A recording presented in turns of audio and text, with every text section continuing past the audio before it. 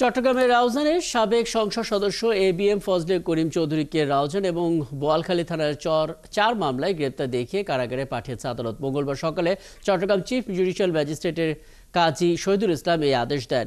এর আগে সকালে কড়া নিরাপত্তায় এবিএম ফজলে করিম চৌধুরীকে আদালতে আনা হয়। আসামি পক্ষের আইনজীবী মামলাগুলো আদালতে উপস্থাপন করলে বিচারক জামিন নামঞ্জুর করে কারাগারে পাঠান। গত 12ই সেপ্টেম্বর ভারতে পালিয়ে যাওয়ার সময় আখাউড়া সীমান্ত থেকে ফজলে করিমকে আটক করে বিজিবি। আওয়ামী লীগ থেকে 5 বার এমপি নির্বাচিত হওয়া এই ফজলে করিমের বিরুদ্ধে রাউজান এবং নগরীর বেশ কয়েকটি থানায় মামলা রয়েছে।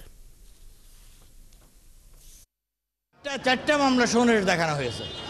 Nothing else. আমরা জামিন চেয়েছি, মাননীয় আদালত জামিন নামঞ্জুর করেছে। এটাই।